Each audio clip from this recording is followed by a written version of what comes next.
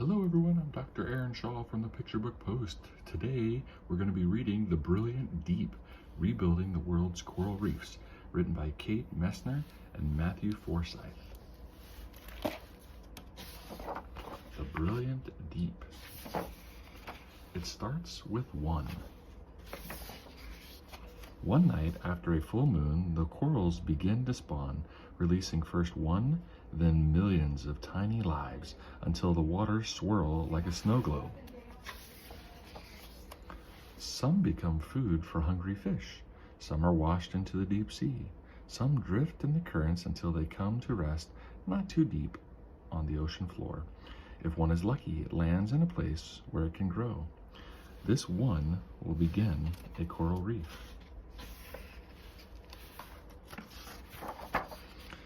Ken Nettemeyer grew up near Florida's Kennedy Space Center, watching America race towards the moon. Before men took off in rockets, Ken's father worked at NASA as an engineer. Ken watched his father's team send unmanned rockets, Little Joe, Redstone, Atlas, towards the stars. Men followed, Alan Shepard, John Glenn. It seemed like just about anything might be possible if you set your mind to it. But Ken's dream wasn't in the stars. He loved the ocean.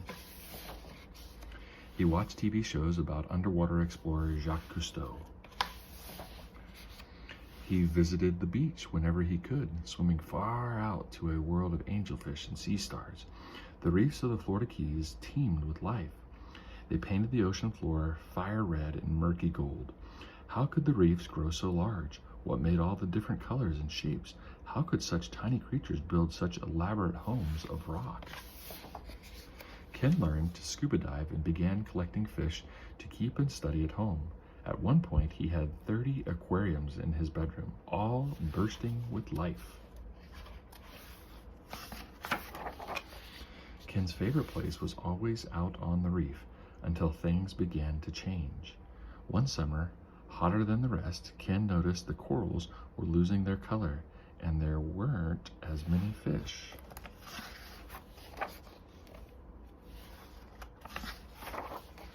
The sea urchins had started to die. They are the gardeners of the reef, tiny groundskeepers who control the algae. But Ken didn't know that at the time. Even scientists didn't understand what an important role the sea urchins play until they were gone. Ken watched his favorite place in the world begin to fade away.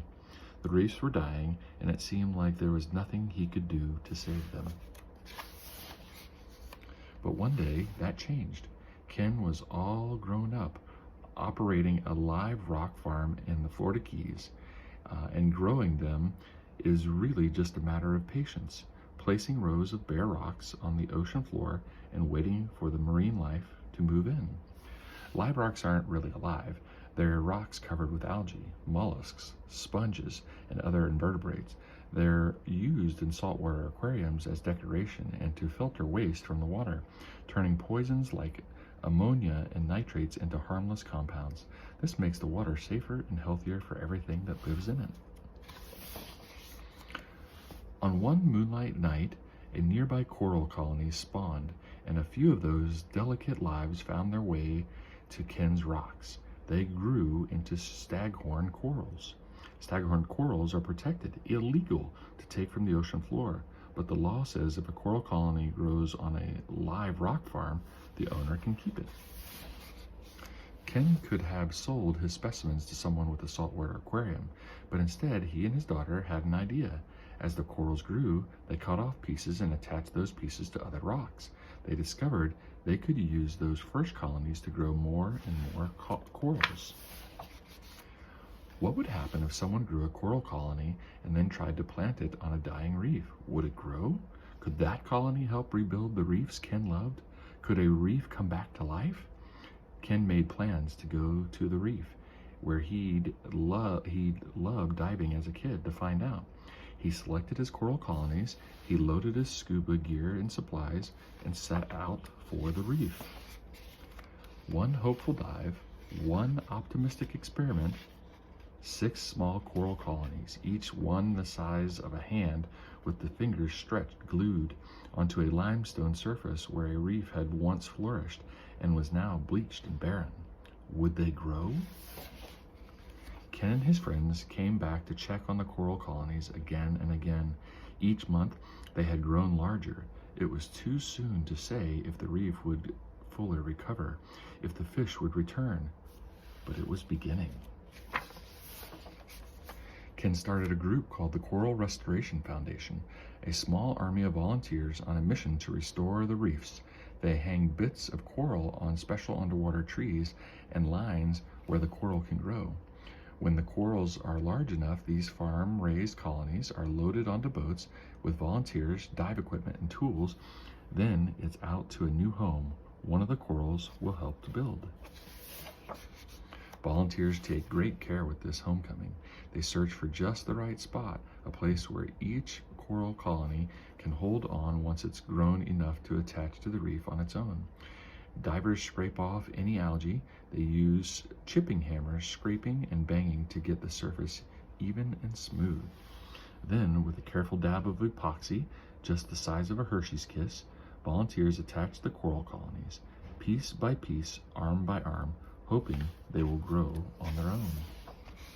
Today, the transplants are not only surviving, but also reproducing. Ken's group has planted tens of thousands of coral colonies on reefs in the Florida Keys, and now he's working with other countries, teaching people how to grow corals on their own to save the reefs they love. Tonight, the moon will be full and bright. The corals may spawn, and if one tiny life lands in just the right spot, another new colony will grow, and then another, and another, and another. It starts with one. Yay!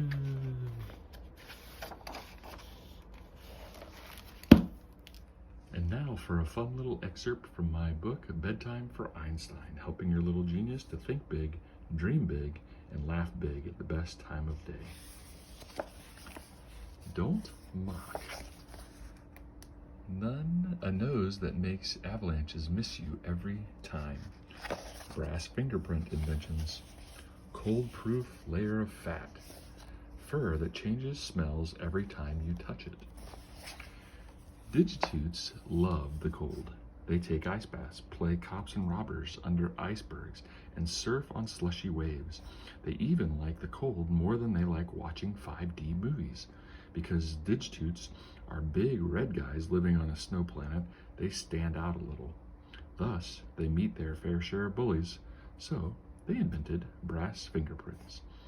Though no one can see you are wearing brass fingerprints as they are invisible, they feel just like brass knuckles when they connect with your face. People usually only tease the big red fellas once. Connection conversations. Would you rather go hiking or snowshoeing? Who in your family is most likely to turn a snowman into a headless snowman?